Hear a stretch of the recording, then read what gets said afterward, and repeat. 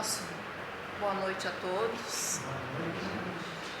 Estão bem acolhidos desde as 7h10, né, com as preces e radiações, agora com essa música que não por acaso se chama Aos Insensíveis, já que o tema da palestra é modo de sentir, que a nossa irmã Dalva Roleto, que é da nossa co-irmã aqui da Cachoeirinha, do Centro Espírita Clara de Assis, vem nos trazer essa noite este tema, e nós pedimos mais uma vez a Deus, a Jesus, aos espíritos de luz que acompanham essa casa, que possam dar toda a inspiração para nossa irmã, todo o apoio necessário para que ela nos traga da melhor maneira, da mais compreensível maneira, os ensinamentos de Jesus, e que assim seja.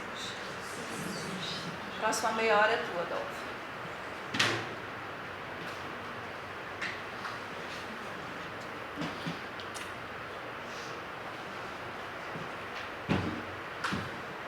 Bom, então, depois deste banho de luz, que nós já estamos imersos dentro deste espaço que aparentemente não é grande, mas também não é pequeno, transforma-se num horizonte sem fim. As bênçãos e a energia que se propaga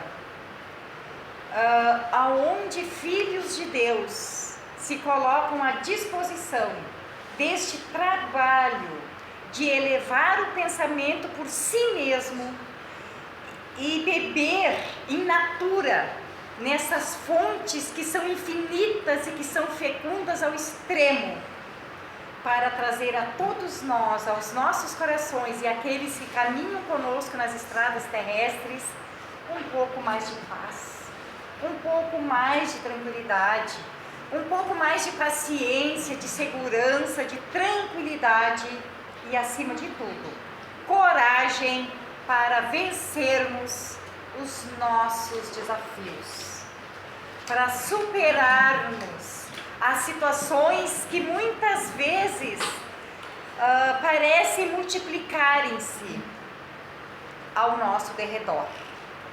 E esses momentos de prece é um momento de encantamento, um momento de alargamento dos nossos sentimentos, de descoberta de emoções que ainda estão um pouquinho soterradas pelas preocupações do dia a dia, mas que esses momentos fazem aflorar, fazem vir à tona e nos conduzir de uma forma mais leve e mais tranquila nos nossos dias.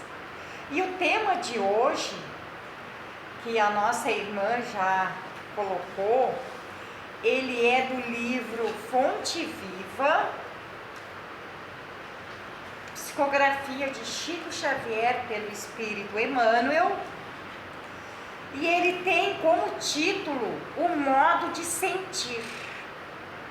E eu vou falar um pouquinho, embora creio que todos já saibam, mas é sempre bom nessas situações chover no molhado, porque às vezes as situações que nos aparecem nos apartam desses ensinamentos, nos apartam dessas sensações, desses sentimentos, dessas vivências. Porque quem escreveu este item, renovai-vos pelo Espírito no nosso modo de sentir, Paulo, ele escreveu aos Efésios 4:23. Então, é uma frase de Paulo que deu origem a esse texto, pequeno na sua estrutura, mas grandioso no equilíbrio, grandioso na profundidade dos ensinamentos que traz, para que as potencialidades de nossa alma possam vir à tona e nós nos sentirmos mais possuidores da herança que Deus nos dá e que está à nossa disposição, e que esses ensinamentos, eles nos permitem fazer com que aflorem em nós e nos dê a condição de termos sensações, sentidos, sensações mais elaboradas, aprimoradas, a ponto de chegarmos ao amor. Então Paulo, ele escreveu modo de sentir: renovai-vos, pois, pelo Espírito, no vosso modo de sentir. Porque quando Paulo saiu pelos caminhos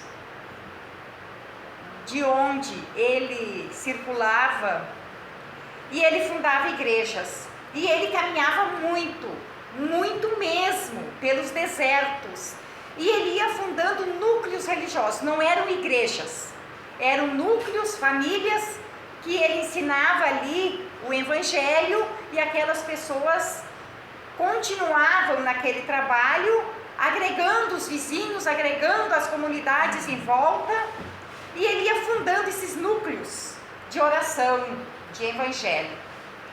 E ao fundar esses núcleos, e ele foi andando tanto e fundando tantos, que é claro que quando nós iniciamos um trabalho desse porte, que é instituir o reino de Deus aqui na terra através dos ensinamentos, das leis morais, que são leis universais que regem os nossos destinos, a coisa não é muito fácil, não é muito brincadeira, não. Aqueles que são contrários a isso tudo, tanto encarnados como desencarnados, eles vão bater a nossa porta, para que nós perseveremos, para que nós venhamos a ter mais o orar e vigiar e todas essas circunstâncias. E aí o que aconteceu? Paulo passava, fundava, deixava ali instituído o núcleo e seguia a sua caminhada fazendo a mesma coisa. Mas chegou um momento que ele se sentiu aturdido. Por quê? Porque esses núcleos dos quais ele fundava, o que acontecia? Começava a dar problema. Começavam a ser atacados, começava a ter as cisanias, começava a ter as separações, começava a ter as dificuldades. E essas criaturinhas abençoadas que faziam isso, não sabiam muito o que fazer, não estavam muito amadurecidas no espírito evangélico, estavam em processo, como nós estamos ainda hoje. E aí o que eles recorriam a Paulo, que foi o mentor deles. E Paulo tinha fundado tantos núcleos religiosos que ele se sentiu aturdido com os pedidos de socorro que tinha. E diz a história que ele sentou à beira do caminho, né, ele recebia cartas, ele recebia recados, né, dos viajantes que iam, que vinham, e ele sentou à beira do caminho e começou a chorar desesperadamente, porque ele fazia tudo aquilo em nome de Deus, em nome do Senhor, reverenciando o nome de Jesus Cristo crucificado. E essas criaturinhas estavam tendo todas essas dificuldades, e o que fazer? E ele chorava. O que ele tinha para fazer ali no momento era chorar.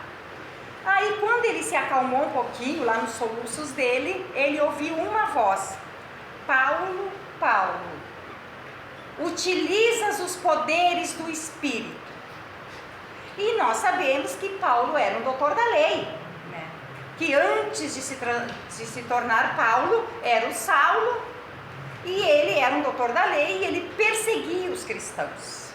E aí ele se converteu, e ele estava nessa situação também de disseminar o evangelho. E ele usava os poderes do Espírito, e ele sentiu aquela força, usar os poderes do Espírito. Então o que ele poderia fazer? Ele se deu conta que ele poderia mandar, ao mesmo tempo que ele recebia os recados, ele também poderia mandar os recados. E o que ele fez? Ele começou a escrever. Por isso que tem Paulo aos Efésios, aos Colonicenses, Paulo aos Romanos, Paulo a vários, aos Hebreus. Por quê? Porque ele começou a escrever pequenas frases e ele mandava esses recados para esses núcleos religiosos. Quando ele pensava na situação que ali determinava aquele grupo de dificuldade, ele recebia a intuição para mandar um recado que viesse acalentar aqueles corações naquele árduo trabalho de implantar o cristianismo na terra. e ele recebia a intuição e ele falava. E neste aqui que ele mandou, nesse recadinho que ele mandou aos Efésios, ele disse: renovai-vos, pois, pelo Espírito, no vosso modo de sentir. Então não era uma questão de ordem material, até porque Paulo, ele tinha a questão intelectual bastante desenvolvida, que era uma aquisição dele como espírito imortal, e ele tinha também uma aquisição moral bastante desenvolvida, que por um determinado tempo da sua vida ficou encoberto pela cultura que ele foi educado, pela cultura que ele foi criado. Mas que aqueles poderes que ele tinha, aquela evolução que ele tinha, dentro dos conhecimentos das leis, da Torá, seja lá a lei que foi, dentro de todas as encarnações nas quais ele já havia convivido, estava dentro dele, e era esses poderes do Espírito que ele tinha que colocar em prática. Se utilizar do conhecimento da escrita, que naquela época eram poucos os que sabiam escrever, e fazer esse trabalho. Então, quando ele mandou para este grupo aqui dos Efésios, para essa comunidade, renovai-vos pelo Espírito no vosso modo de sentir, eles com certeza, né, sentiam essas pessoas aturdidas, essas pessoas perturbadas, preocupadas, e que eles tinham que sentir o quê? O que eles precisavam sentir? No que eles precisavam se embasar para dar continuidade às suas atividades, aos seus trabalhos? Se embasar na fé, na confiança em Deus. Se embasar no modo de sentir de que as tormentas, as tempestades materiais que venham, mas que tenhamos o nosso telhado bem seguro, o nosso telhado bem feito de uma maneira bem sólida, nos quais os ensinamentos do Cristo já nos diziam isso: construí a vossa casa sobre a rocha, para que quando vierem as tempestades, elas não se desmoronem. Então, a forma de sentir é sentir a fé, sentir a confiança. Mas como sentir esta fé e esta confiança na misericórdia de Deus? Na herança que Deus dá a todos os seus filhos, nós precisamos começar a trabalhar as nossas potencialidades, os nossos sentimentos.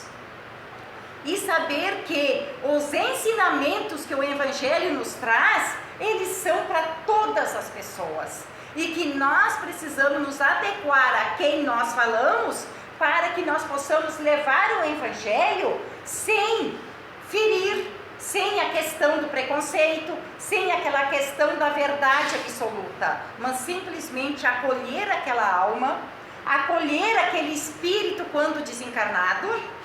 E alma quando nós estamos encarnados, porque nós estamos um pouco embaçados devido às situações materiais a que nós nos colocamos quando estamos vestindo um corpo de carne. E desta forma nós vamos percebendo a herança que a misericórdia divina tem à nossa disposição, e que os nossos sentimentos, as nossas conexões, as nossas sintonias não conseguem se estabelecer para que venhamos a acolher as bênçãos de que nos são propostas. Então aqui ele nos diz: há muitos séculos o homem raciocina, obediente a regras quase inalteradas, comparando fatores externos segundo velhos processos de observações. Rege a vida física com grandes mudanças no setor das operações orgânicas fundamentais, e maneja a palavra como quem usa os elementos indispensáveis a determinada construção de pedra, terra e cal. Ou seja, neste pequeno parágrafo, o que ele está nos dizendo? Que a nossa vida ainda é calcada em cima das coisas materiais. Mas que nós, como espíritos imortais, como seres espirituais que estamos habitando transitoriamente um corpo carnal, e que a vida ela é necessária para o seu desenvolvimento, as situações que nos acontecem e tudo mais, porém isso tem uma finalidade. E nós esquecemos a finalidade verdadeira da vida, e as nossas preocupações, a nossa condução da vida, ela é estritamente material na maior parte do nosso tempo, como espírito imortais que nós somos. É o que ele está nos dizendo aqui. É como se nós tivéssemos a nossa vida, né? O que seria indispensável a construção de pedra, terra e cal. Nós precisamos dar conta das coisas da matéria. Né? Não estamos fazendo nenhuma crítica às coisas materiais. É necessário a evolução da matéria.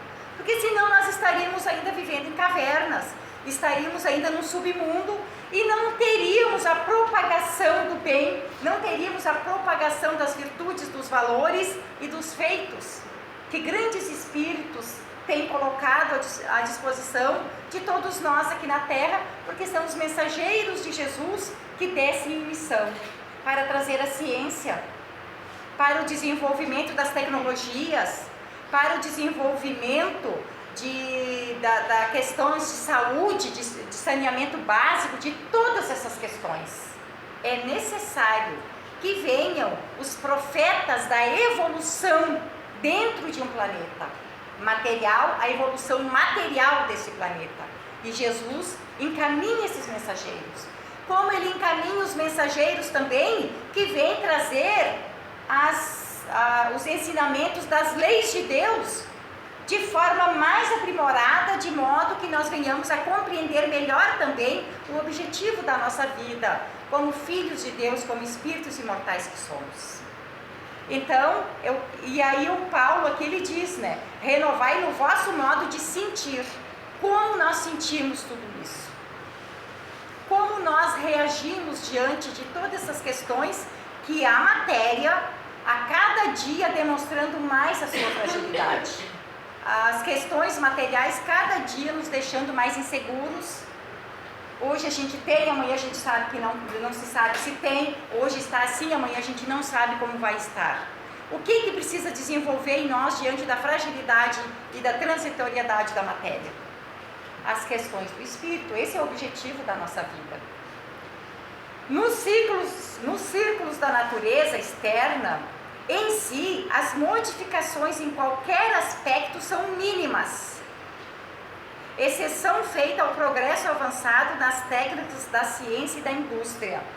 Então, nós numa encarnação, nós não percebemos muito, atualmente estamos, mas nem sempre foi assim.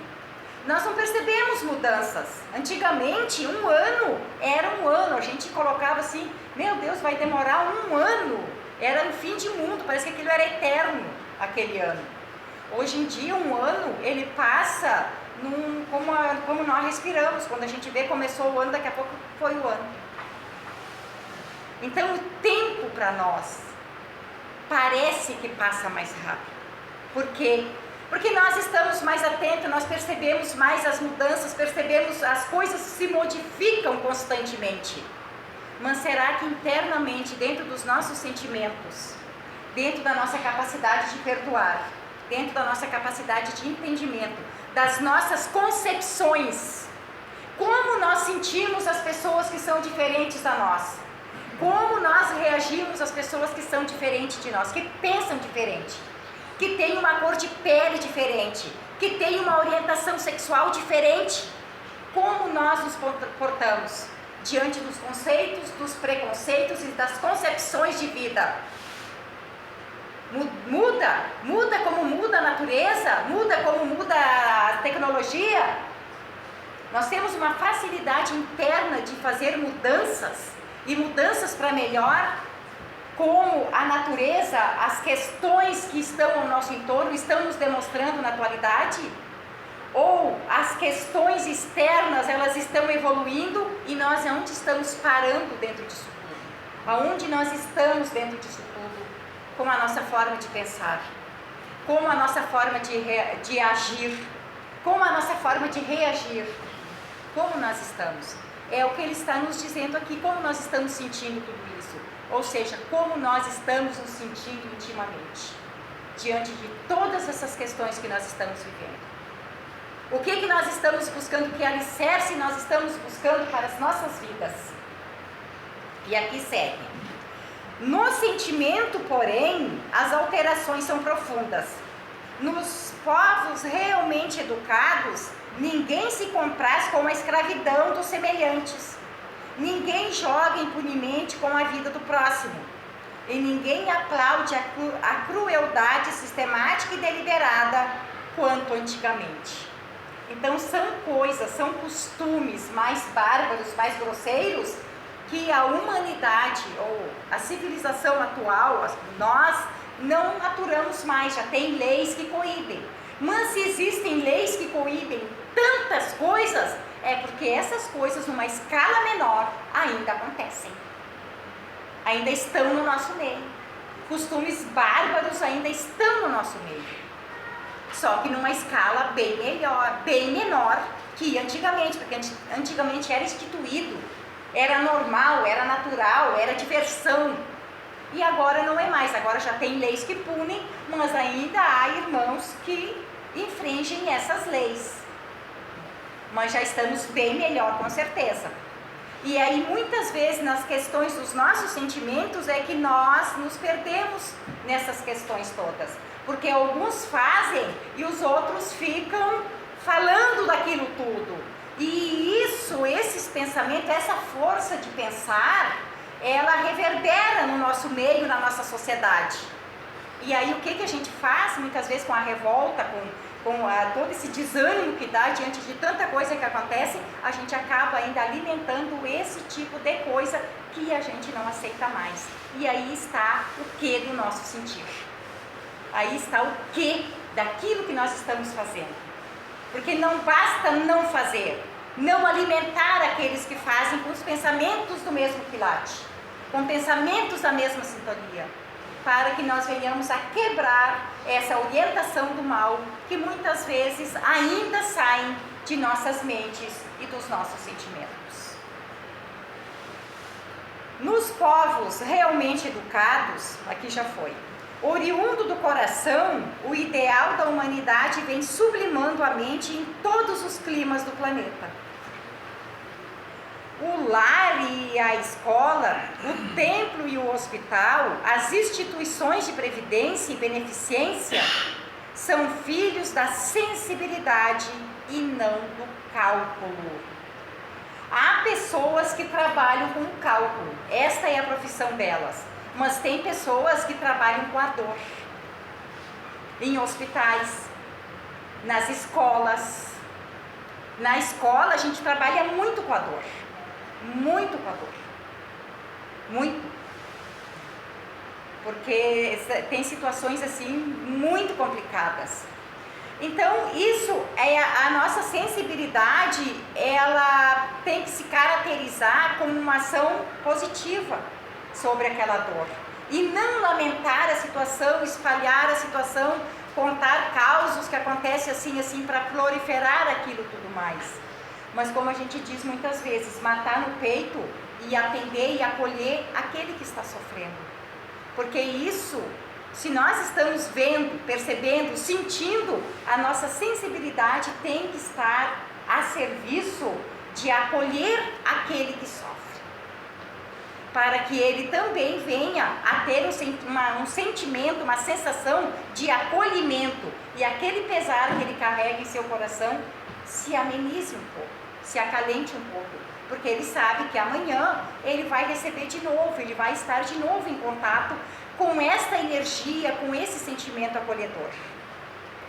E aqui nos diz, um trabalhador poderá demonstrar altas características de inteligência e habilidade, mas se não possui devoção para com o serviço, será sempre um aparelho consciente de repetição, tanto quanto o estômago é máquina de digerir há milênios. Então é bem essa questão da separação, espírito-matéria, espírito-corpo. O nosso corpo, ele tem uma estrutura, uma lei que rege o nosso organismo, uma estrutura celular que é mantida, né, pelo espírito, que ele faz as coisas tudo sozinho. E às vezes nós estragamos devido a determinadas, né, do nosso livre-arbítrio. Mas ele faz. Mas isso é uma questão maquinal, uma questão material, uma lei que rege e que assim ele faz. Mas aquilo que é do nosso arbítrio, aquilo que é da nossa vontade, aquilo que é do nosso sentimento, porque nós somos razão e coração. Nós somos duais, nós somos dois, razão e coração. Nós pensamos, nós agimos, mas dentro dessa ação tem sentimento. Que sentimento? Bom, menos bom, sentimento sublimado, sentimento de piedade, sentimento de auxílio, sentimento de julgamento. Que sentimento nós colocamos dentro disso tudo? E aqui ele segue: só pela renovação íntima progride a alma no rumo da vida aperfeiçoada. Antes do Cristo, milhares de homens e mulheres morreram na cruz. Entretanto, o madeiro do Mestre converteu-se em luz inextinguível, pela qualidade de sentimento com que o crucificado se entregou ao sacrifício. Ou seja, Pai, perdoa-lhes, porque eles não sabem o que fazem. O exemplo de Jesus. Ele não disse, ai, ai, ai, está doendo, olha o que fizeram comigo, olha que situação me colocaram, eu não merecia isso, o que eu fiz para merecer? Ele não disse. Ele disse, Pai, perdoai, porque eles não sabem o que fazem. Ou seja, é o exemplo de Jesus esse.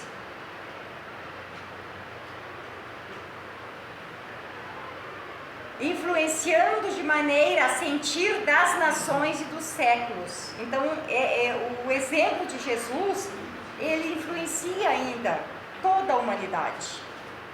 A humanidade que tem consciência e aqueles que têm essa inconsciência ainda, mas é inato a ideia de Deus, é inato a ideia do bem. E Jesus, ele embora muitos ainda não o aceitem como um mensageiro encaminhado à terra para exemplificar a lei de Deus, mas eles têm respeito pelo menos. Crescer em bondade e entendimento é estender a visão e santificar os objetivos numa experiência comum. Jesus veio até nós a fim de ensinar-nos, acima de tudo, que o amor é o caminho para a vida abundante. Então, o amor, a forma de sentir, através do amor, é o que nos dá a vida em abundante. E o que seria essa vida em abundante? Seria a gente saber, não, eu sei, né, eu pensando assim, agindo assim, eu vou viver 100 anos, 100 e poucos anos. Seria essa a vida abundante? Ou seria uma vida abundante de sentimentos elevados, de conexão com o Criador, aonde a morte é uma questão natural da nossa vida e que esta vida é transitória e o que nós vamos levar daqui é a leveza que nós buscarmos manter em nós através das adversidades que batem as portas do nosso coração a cada dia. É a leveza, a vida em abundante é a leveza. Porque quando nós não temos esta vida abundante, um dia lindo de sol, nós teremos motivos para espraguejar alguma coisa. Um dia de calor, nós passaremos reclamando. Com teto, com água fresca, com ventilador, com ar-condicionado, seja lá o que for. A gente vai reclamar do calor. A gente esquece que os nossos sentimentos esquecem que tem pessoas que não têm um teto. Famílias que não têm um teto. Famílias que não têm uma água potável para tomar. Famílias que desconhecem o que é estar num ar-condicionado. Famílias que não têm as mínimas condições e que eles vivem. E muitas vezes numa vida muito mais abundante que a nossa. Porque eles ainda têm com tudo isso sentimento de gratidão, porque algum dia ou naquele momento alguém deu um prato de comida. Ou deu uma garrafinha com água gelada. E agradecem. E agradecem profundamente, muitas vezes a fim que chega a sair lágrimas dos olhos de agradecimento. Eu não pensei que hoje eu ia tomar uma água assim. Então a vida em abundante é o que nós vivemos, sentimos e fazemos da vida a cada minuto da nossa vida. Essa é a vida abundante. Não é a quantidade de anos que vai se viver, mas sim a qualidade da vida que a gente vive, a entrega para a vida, como ela é, como ela está, porque foi nós que fizemos essa vida assim. Então crescer em bondade é entender a visão e santificar os objetivos da experiência humana. Santificar o objetivo da experiência humana. Qual é o objetivo da nossa experiência humana? Qual é o retorno, o feedback que a gente dá da experiência que nós tivemos? Seja ela boa ou ruim. E aqui diz, Jesus veio até nós a fim de ensinar que, acima de tudo, que o amor é o caminho para a vida abundante. Vive-se sitiado pela dor, pela aflição, pela sombra ou pela enfermidade. Renova o teu modo de sentir pelos padrões do Evangelho e enxergarás o propósito divino da vida, atuando em todos os lugares com a justiça e a misericórdia, sabedoria e entendimento. E agora nós vamos para a mensagem final. Tinha mais coisa aqui da lei do amor, do capítulo 11 do Evangelho, que é uma mensagem de Lázaro. Nós vamos aqui porque o tempo já está pedindo para a gente se despedir. Então eu escolhi um poema do livro Parnaso de Além-Túmulo, um dos primeiros livros psicografados por Chico Xavier, por muitos espíritos que deixaram um legado na poesia, na Europa e aqui no Brasil também. E esses espíritos vieram trazer essas mensagens. E esta que eu escolhi, que tem a ver com o nosso tema, é de Luiz Pistarini, que nos diz assim: lembra-te do céu.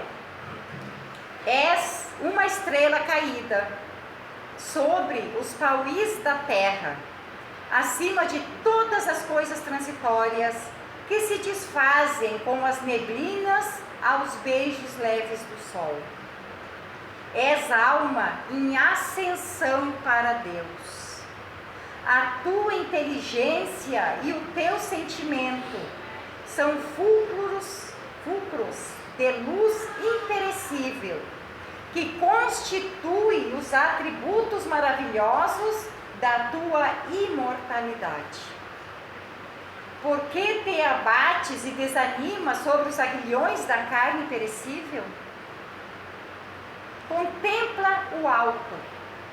Se a fraqueza te envolve em seus tentáculos, e sentirás uma carícia branda, misteriosa, doce e suave, que promana do empírio constelado para todas as almas que oram, que sonham e choram, buscando Deus, a bússola das suas mais caras esperanças.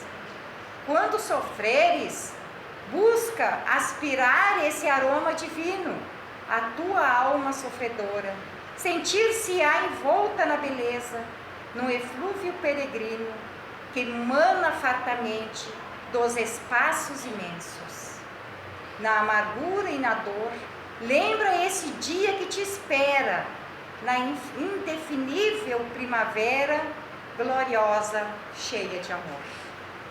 E com essas palavras de Luiz Pistarini, nós agradecemos esta sublime oportunidade de, em nome de Deus e de Jesus, estarmos aqui reunidos sobre esse teto abençoado, trazendo essa sublime oportunidade para nós de nos envolvermos com essas energias que os benfeitores derramam sobre nós, para que alcancem o nosso ser mais profundo e despertem a luz que ali jaz ainda enjaulada pelas coisas da matéria.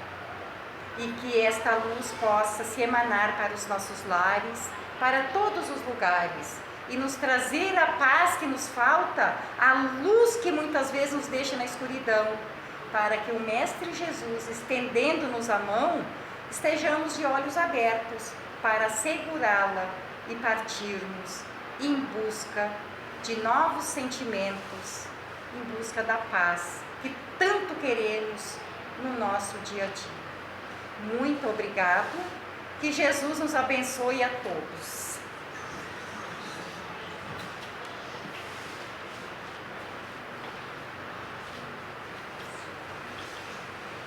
Ainda envolvidos por todo esse banho de luz que a nossa irmã citou no início, pedimos ao plano espiritual que nos abençoe, que abençoe as nossas águas, que possamos, Senhor, sair daqui levando essa centelha de luz dentro de nossos corações. Muito obrigada, irmã. Muito obrigada ao plano espiritual que nos amparou durante todo este trabalho. E que assim seja.